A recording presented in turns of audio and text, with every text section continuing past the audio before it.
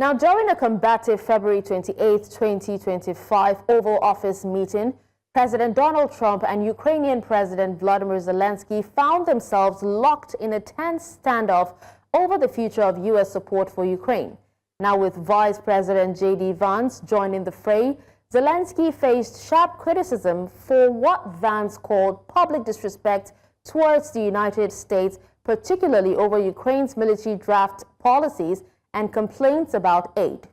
Now, Trump, visibly frustrated, warned Zelensky against actions that could provoke wider conflict and made it clear that American support should not be taken for granted.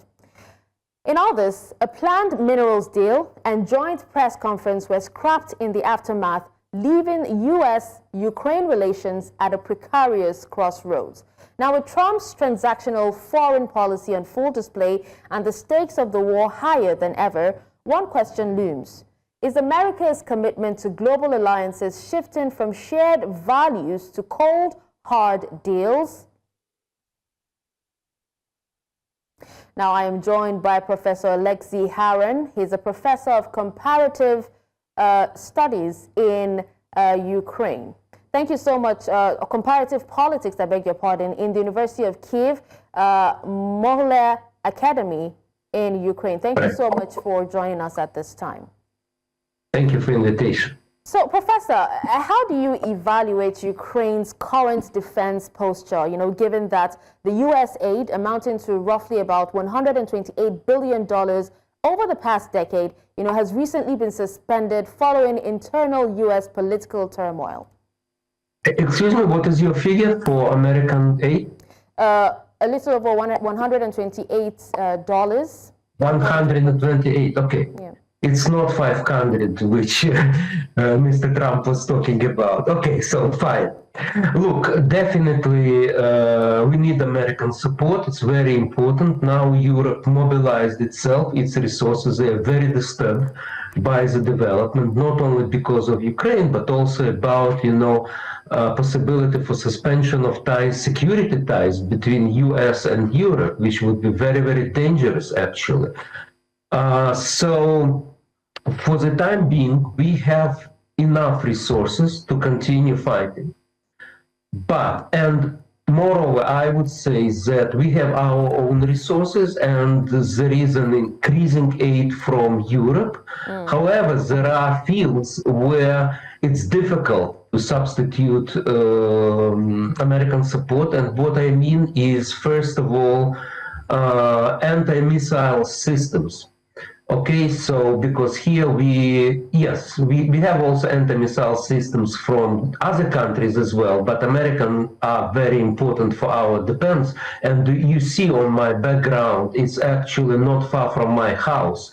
Every day Russians are bombarding Ukraine, all the Ukraine, and every day in Kyiv, in the capital of the country, you have air alarms, especially during the night. So I would say that we have resources to continue fighting, but definitely in some areas American support is crucial, like anti-missile systems. So we hope that soon, rather sooner than later, Mr. Trump would resume American support. Because frankly speaking, I don't think it's right when you have aggression, which continues to attack us, aggressor, and we have the victim of aggressor, okay? And you stop supplies of weapon to the victim of aggressor. I don't think this is right. I hope that it may change.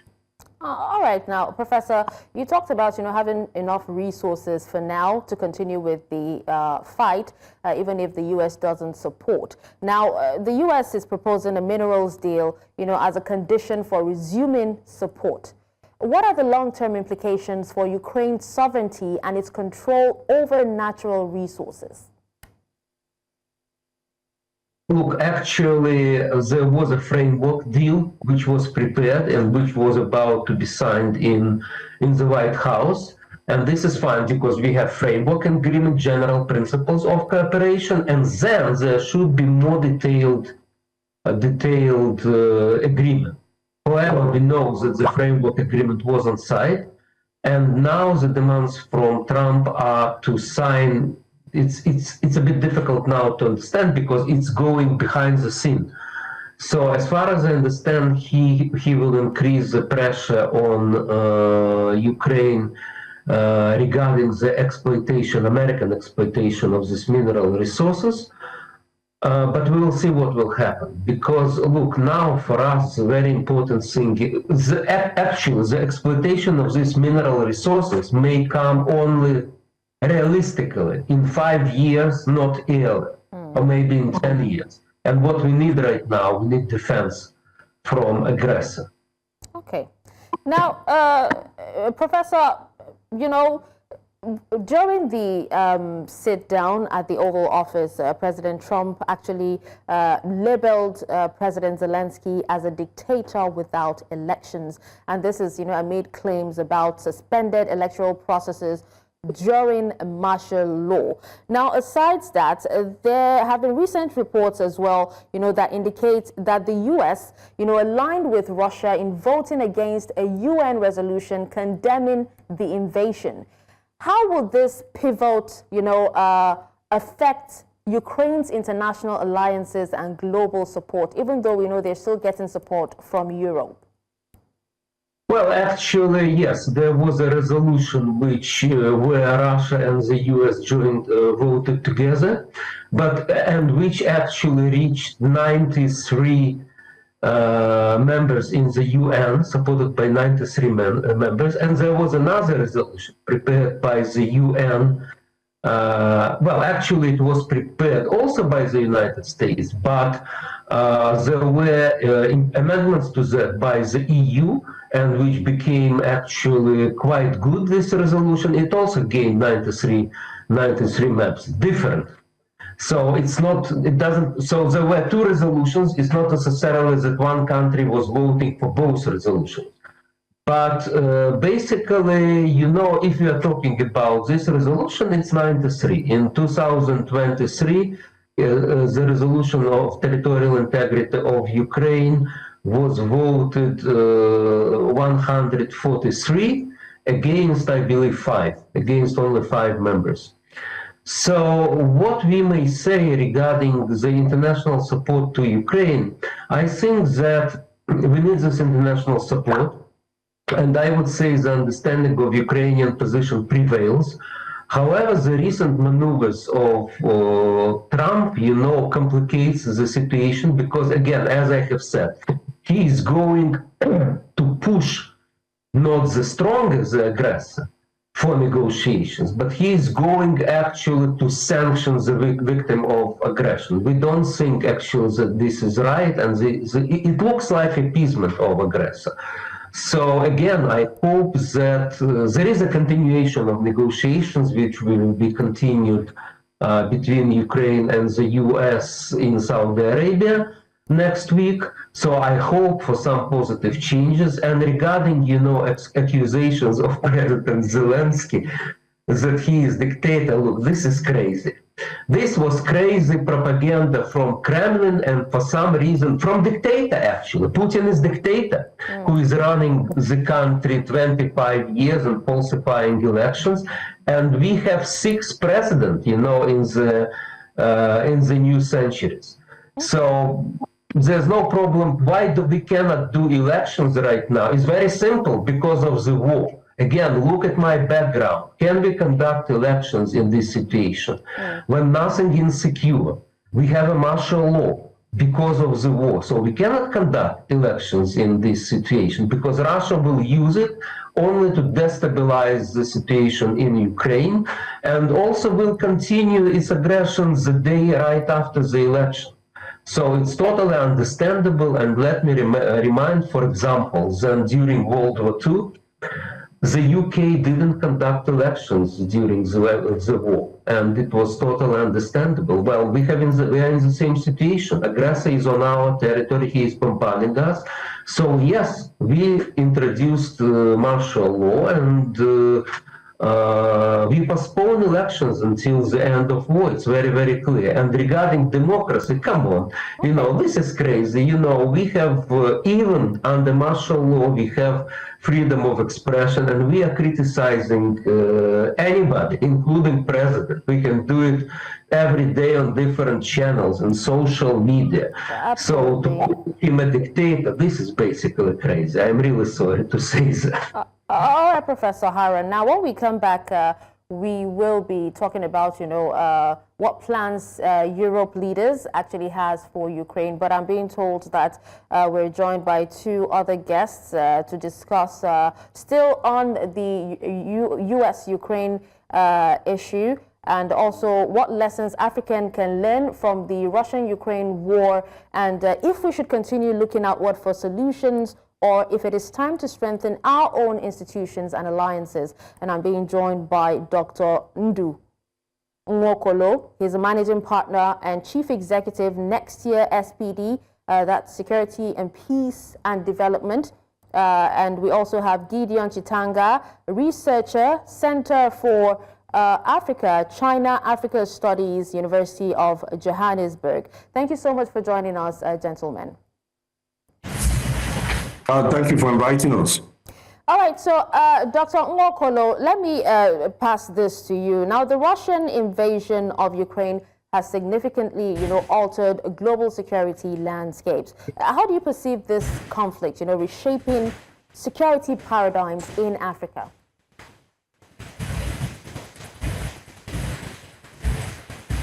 To look at here, a lot of things to look at. First, we used to have this notion, which has been written extensively, that democracies don't fight, democracies don't go to war. So when the Russian-Ukraine war, if I'm to use that, started, what most of us said was, well, Russia is not a democratic country. Probably they are fighting Ukraine, and this is about territory. Because one of the issues, when you look at that literature, that democracies don't go to war, is that because democracies are not there to start trying to acquire other countries' territory. So if you're a democracy and you live near another democratic country, the tendency that you go to war is not there. But this has changed over the last 3 months, especially with the coming of President Trump, the second coming of President Trump. We could see what he said about Greenland, changing the Mexican Sea of Mexico, and as well as Panama, the Canal of Panama. Yeah. If you flip that to what is happening today, it's important to understand that like we said, the global order is changing, especially when it comes to the global dynamics about the institutions like NATO, of which the U.S. is part of it. Yeah. So if you look at it, we're really going to have a very difficult time. You know, what is happening is that countries in Europe that used to see the U.S. as their ally are beginning to have a second thought about what will happen to them if there's an encroachment by Russia or by North Korea or any of those countries that they don't see as friends. So they are now saying we need to start putting our house in order by providing our own security defense than waiting for the US or for waiting for NATO, because the US might likely disappoint us. And that is what will happen. And if you look at this, how is this affecting Africa? It's affecting Africa by what is happening in the last 2 weeks. We saw countries like the United Kingdom cutting money for international aid and moving it to security and defense. We saw the Netherlands cutting money for international aid and moving it to security and defense. And there's a likelihood that the other countries, France, Germany, and other countries that are in Europe and part of NATO, will be putting more money into their defense, which will invariably affect the money they're using for international aid and development. So as Africa, being one of the highest receiver of such international aid, it means that it will affect Africa in a great form. You know, that's what I think that is one of the great impact of this war, and the idea that President Trump has brought into it. And secondly, you could say that this war is beginning to show that the right-wing politics is growing by the day. And with the right-wing politics growing, migration is becoming a big issue. And for most African countries or Africans who are migrating to Europe and America, it's going to be hard time, because these countries are going to start taking hard decisions. And you can link this to this war. All right. Now, let's hear, your thoughts, Gideon, on this as well, especially talking about President Zelensky and also what's actually transpired in the Oval Office, and also what it means for Africa. That's the war, what it means for Africa.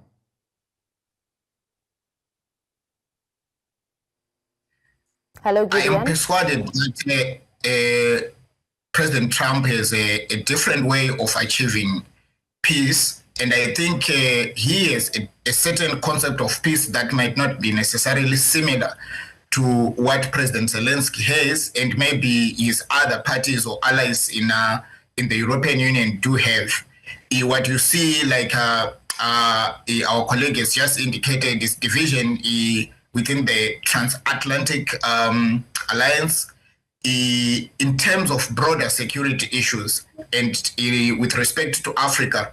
I think this issue of historical dependence for many of the things that Africa need to be sorting for itself is something that should change. I think we are in a global critical juncture where we are seeing a politics reshaping. Security concerns are reshaping multilateral relations. Africa will not be able to depend on the US or broadly on the transatlantic alliance, or on the US and separately on the EU for development partnership, humanitarian needs, economic support, humanitarian support in conflict zone, or humanitarian support with respect to natural disasters, because these resources are being diverted by the Europeans, because the conflict between Ukraine and Russia is primarily a conflict within their own regions, and it's a very urgent issue. I think that Africa has to start to look at its own institutions, the African Union, the sub-regional organizations, and African leaders have to really understand that they are dealing with a different type of diplomatic engagement, some kind of cohesive diplomacy in as far as Washington is concerned, and some kind of shifting of resources in as far as the European Union is concerned. So African countries and African leaders, first, they have to demonstrate that their interest first abides with their own nations. They need to have an inside-looking sense of national interest. And second, they need to seriously commit in terms of their budgets to some of the critical needs that the continent is urgently grappling with. It might have to be development partnerships. It might have to be cooperating in boosting trade and looking at the continental comparative advantage. It might be committing humanitarian resources to help in emergencies, for example, in the DR Congo and other parts that are conflict zones. But also fundamentally, this changing environment raises a big question about the political economy of the continent in relation to the global political economy. What is it that Africa has that it can offer to the world, and what is it that the world requires from Africa? Where can we unite so that we generate material resources for the internal growth in different sectors of our continent? And I think this is the big question. All right, now, Prof, let's talk about, European leaders. That's Professor Haran, if you can hear me. European leaders that have announced plans for an 800 billion euro rearmament initiative, to boost regional security. Now, in your view, can this compensatory support realistically offset the decline in U.S. backing for Ukraine? It's not very good, but I will try to react. But first of all, let me say that I made the first trip to Africa in 2022, and since then I had several visits, including Nigeria and South Africa. So let me say some things about influence on Africa, because I'm engaged, in global political studies. So first of all, we need to understand that former colonial empire, I mean Russia, is trying to come back and to conquer Ukraine and to crush Ukraine. So if Russia succeeds, it will not, but if Russia succeeds, it would create extremely bad precedents, not only for Europe, but for all the parts of the world, including Africa, because it would mean the stronger country can attack another and say, this is my part, I annex your territories, you do not exist. And if we are talking about, concrete influence of this war on Africa, look, grain crisis is direct result of this war. Nuclear security, because for the first time in history, Russia, foreign military, occupied nuclear power plant, the largest in Europe. Huge humanitarian catastrophe in the center of Europe. Every third Ukrainian had to leave the place of living. Every third. It's not about refugees, it's also about IDPs within the country, but this is huge. This is humanitarian catastrophe. 20,000 Ukrainian children are deported to Russia. So this is a really huge humanitarian crisis, and I would agree that, look, this war diverts resources which are needed for Africa, Asia, Latin America. This is true. But who is guilty for that? Who started the war? Who decided that I can do whatever I want?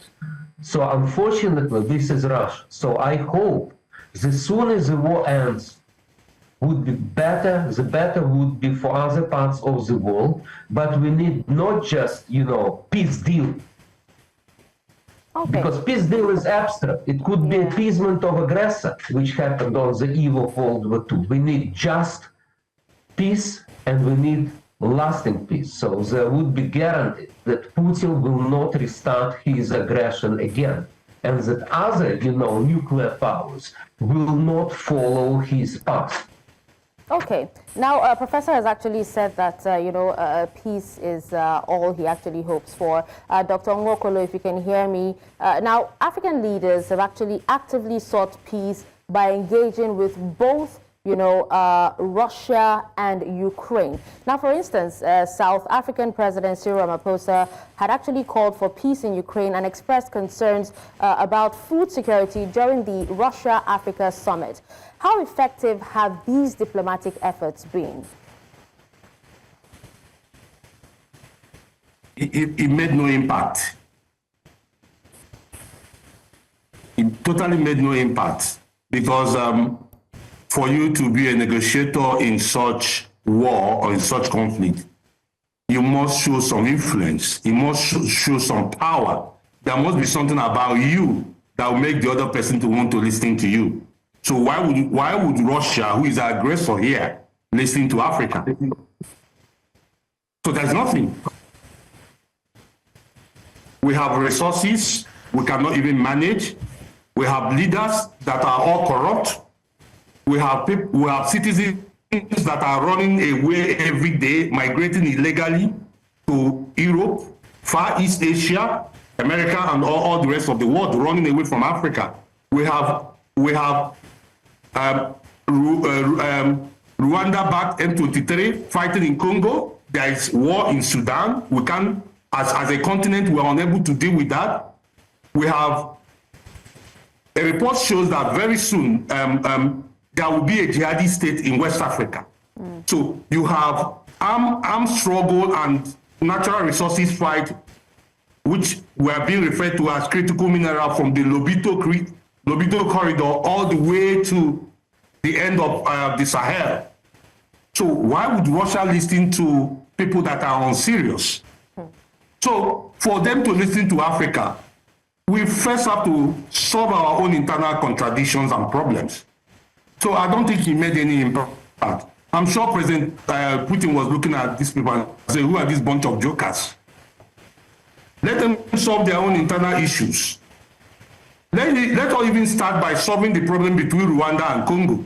If we're able to solve that, then we can now start making impact. So, but when you look at it in terms of food insecurity and all that, the question is, we used to call ourselves as the basket of the world, food basket of the world, but we are no longer that because we have leaders that have not invested in agriculture and food security. So that's why we are looking for food from Ukraine and Russia. And the war started because of the grain and sugar coming from the place we were unable to feed ourselves.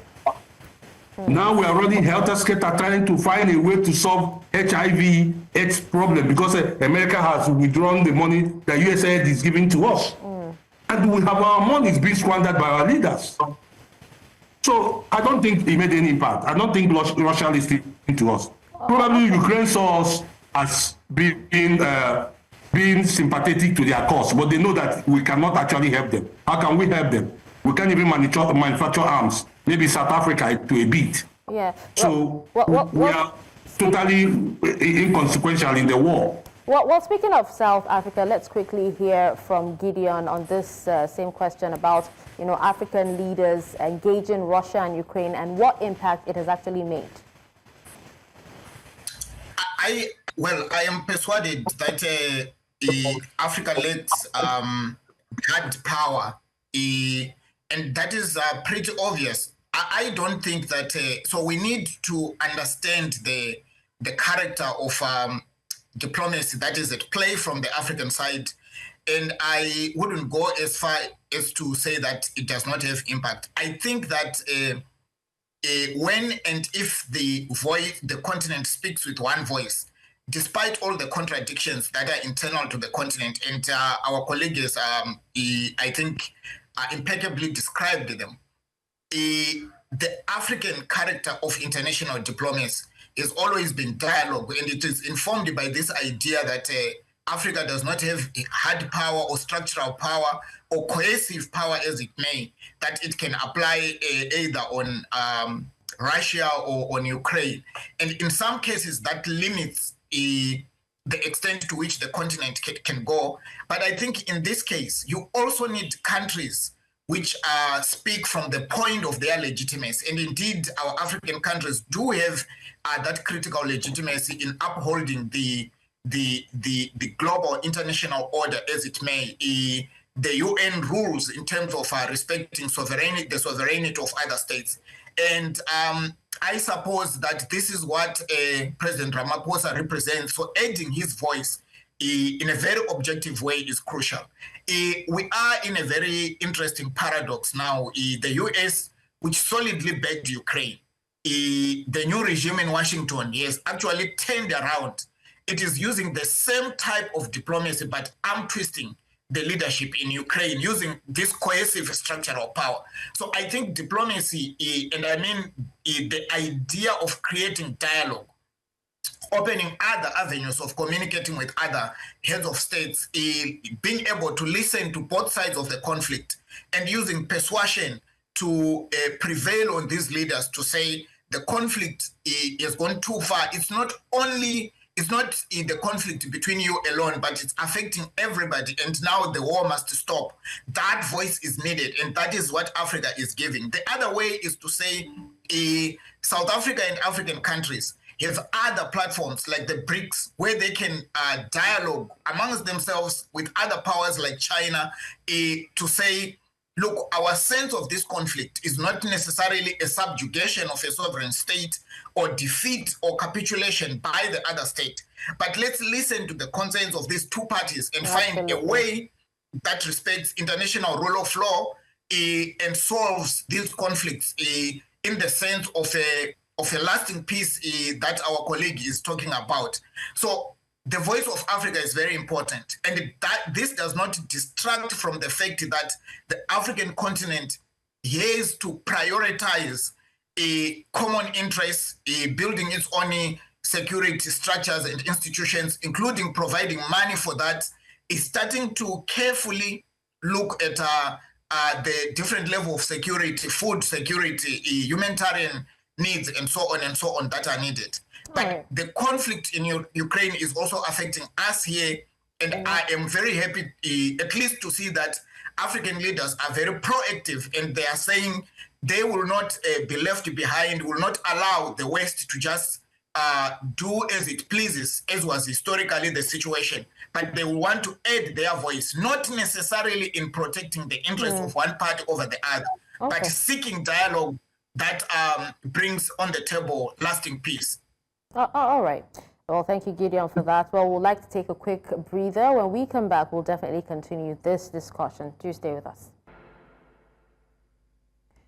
All right, welcome back, and thank you for staying with us on the conversation. If you just joined us, we've been discussing the Russian-Ukraine war. On one hand, we've been discussing with Professor Haran on what transpired between Ukrainian President Zelensky and U.S. President Donald Trump in the Oval Office. And on the other hand, we've been speaking to Dr.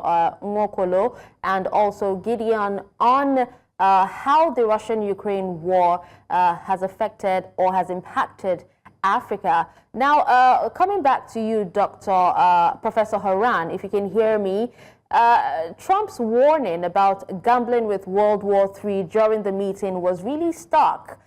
How credible do you find this assessment? What alternative security strategies should or could Ukraine pursue to reduce the risk of further escalation?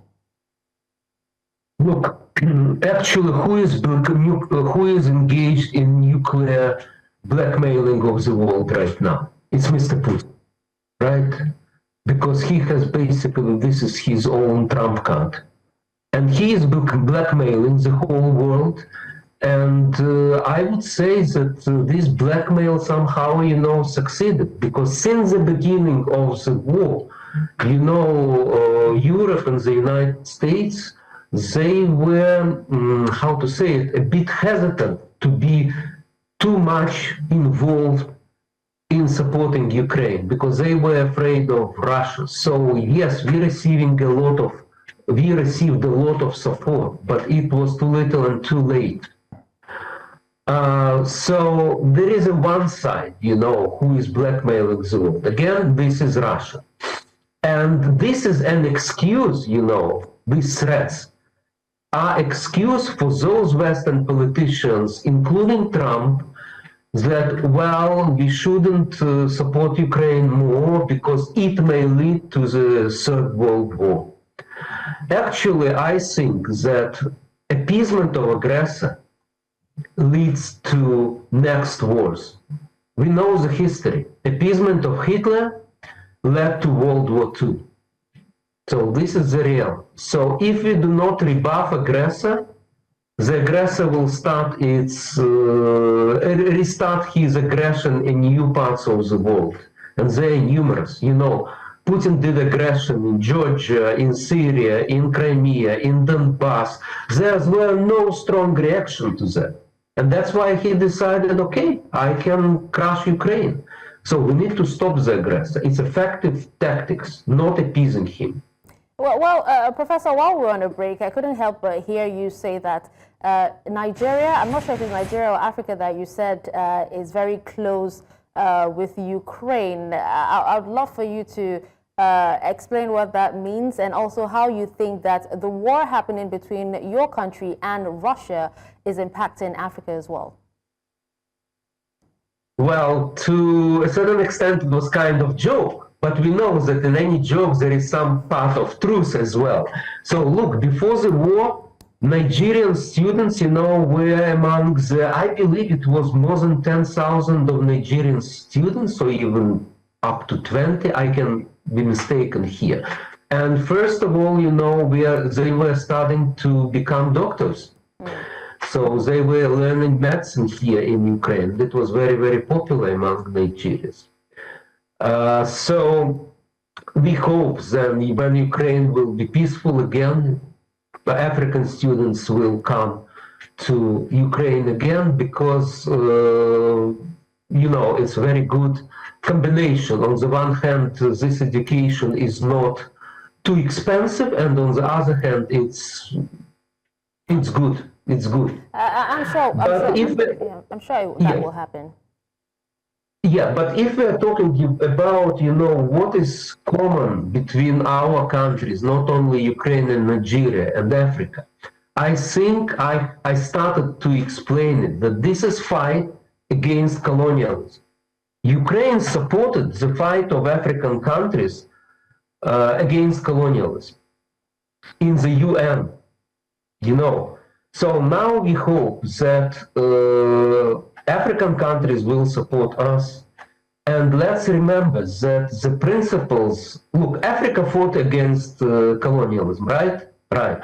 And you cannot be neutral between the colonizer and the victim, the colonized country. Africa supported decolonization.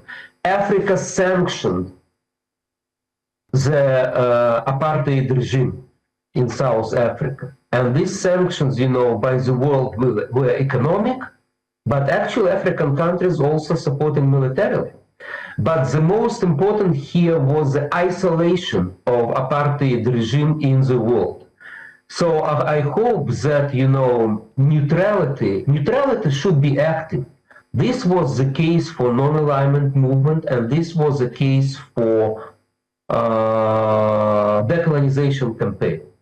Okay, you cannot be neutral between aggressor and the victim of aggressor. And I hope that we receive support in different spheres, because I know that South African government is working quite a lot on release of exchange of prisoners of war, to return the deported children. So we hope that it will happen, Okay. It will be helpful. Let's hear from Dr. Nwokolo. Dr. Nwokolo, you heard what Professor said. He said he hopes or he wishes that, okay, I heard that. I'm just hearing that he's no longer with us. Let's hear from Gideon. Professor said that he hopes that Africa will, support Ukraine. I would love to hear your thoughts, on that. And also, right, the presence of Russian mercenaries in countries like Central African Republic has actually raised concerns about human rights and all that. So would love to hear your thoughts on what you feel about these Russian mercenaries in Africa. Well, the issue of Russian mercenaries relates to the failure of some of these states to protect their national security. It's an issue of domestic instability. And the way that it applies across the African continent, from the north, the west, down to southern Africa, it's different. I think that Russia has been able to create a security military complex that has had such a significant presence in the continent. And if you look at that situation at a continental political level, you can see how it aggravates some of the security challenges which are faced in the continent. The problem is when you are at a national level, you have national elites who make the choice in the name of their citizens to say, we are going to work with these people as our allies. So that becomes a very complex dimension. But for me, it reflects the neo-colonial nature of global relations. And it doesn't matter whether it's Russia that is exporting this military complex or it's exported in other forms from the West. Africa needs, for the continent or for the African countries to have their national sovereignty. They must, as a matter of fact, have the security military capacity to be able to address security at a domestic level and security at a continental level. The second point that's emerging is the idea of supporting key principles. And I emphasize here key principles that relates to the rules of the United Nations, which indeed it defines much of the global order that we have now. There's also a layer that deals with the humanitarian conditions in Ukraine, the rights of children, some of whom were moved from Ukraine to Russia. We understand that violating international law. So there is room for diplomacy from the global south to address some of these challenges. Earlier, when you went for a break, I was just reading now that President Trump is actually threatening to sanction Russia because of the attacks, I think, Russian attacks in Ukraine from last night. What you start to understand is structural power is limited, and particularly when it's used in a way that is not nuanced.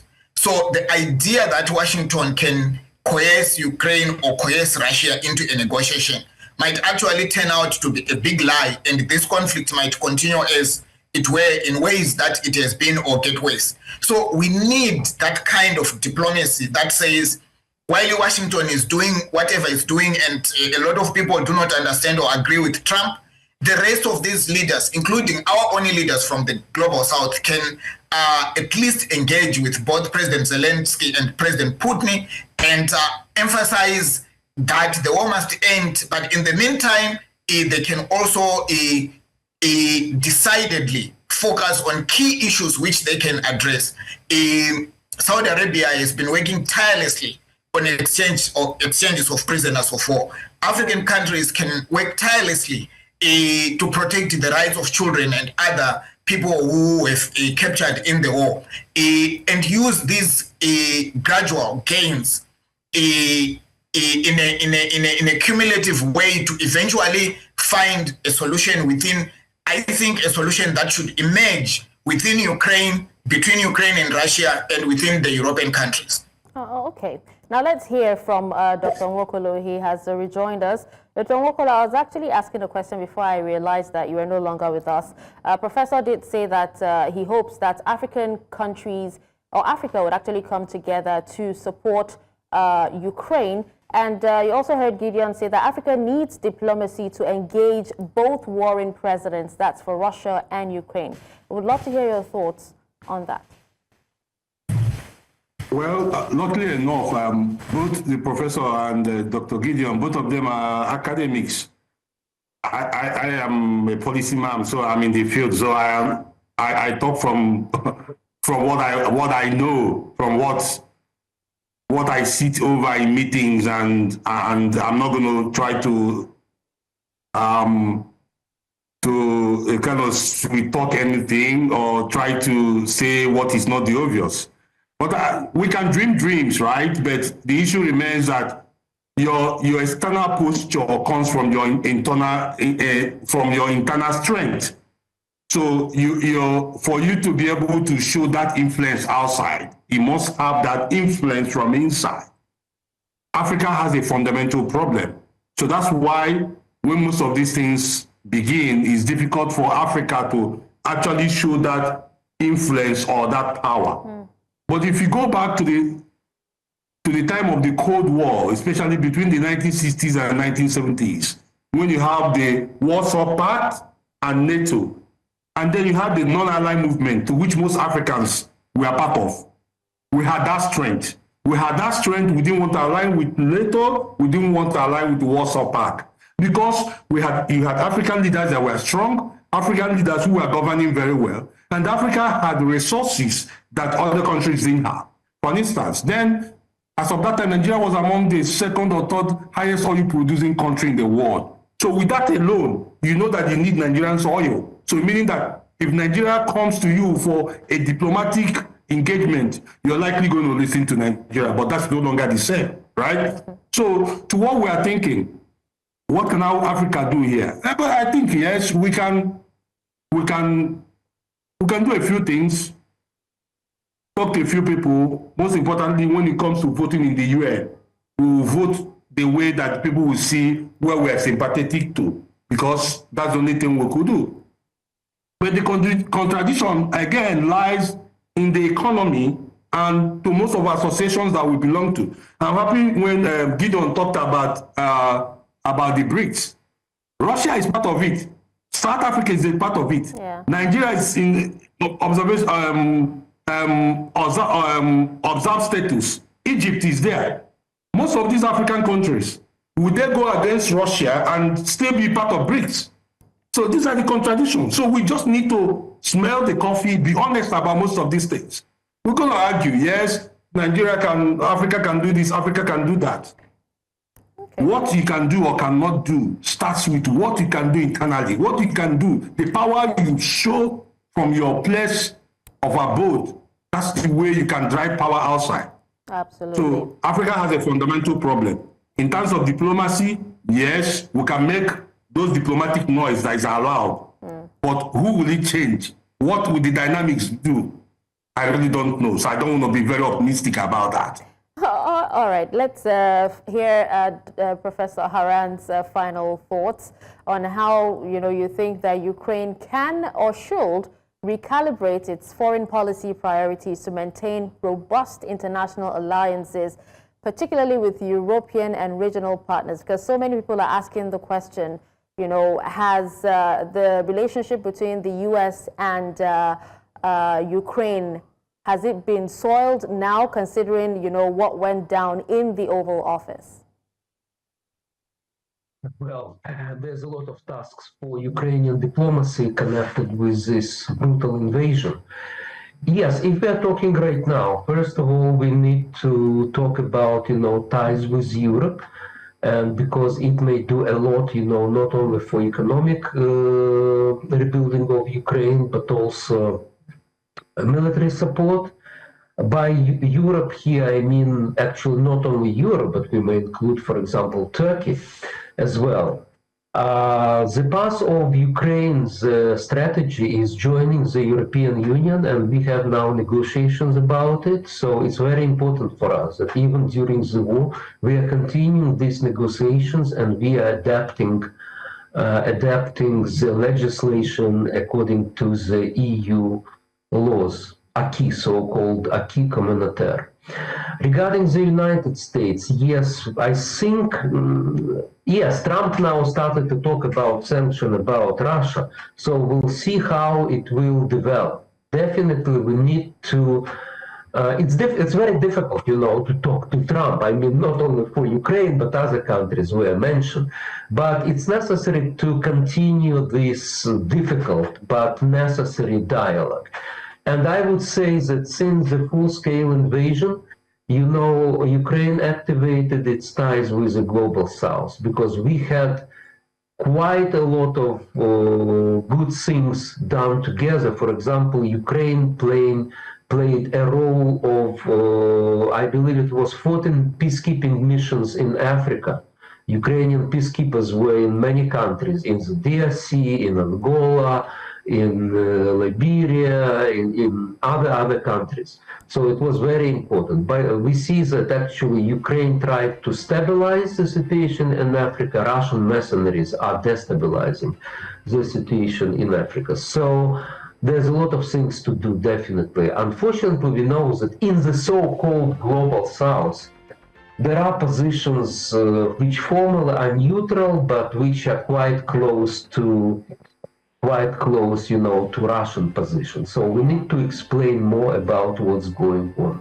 And the main thesis which I tried to send the message about that this is a struggle for our decolonization from Russia. Absolutely, Professor. We are independent, we would like to be free, and we would like to keep our territorial integrity. That's what we are fighting for, nothing else. And we hope you get that very soon, Professor. Thank you so much, gentlemen, for joining us on the show and speaking to us. Professor Olexiy Haran, he's Professor of Comparative Politics, University of Kyiv, Mohyla Academy in Ukraine. We've also had Gideon Chitanga, researcher, Center for China-Africa Studies, University of Johannesburg. And finally, we've had Dr. Ndu Nwokolo, his managing partner and chief executive Nextyear SPD, that's Security, Peace and Development in Abuja. Thank you so much, gentlemen, once again. And with that, we've come to the end of the conversation. Thank you so much for staying tuned. Do not forget, you can watch News Central live on DSTV channel 422, Star Times channel 274, Go TV channel 23, and Avo TV, and also YouTube. Have a good evening.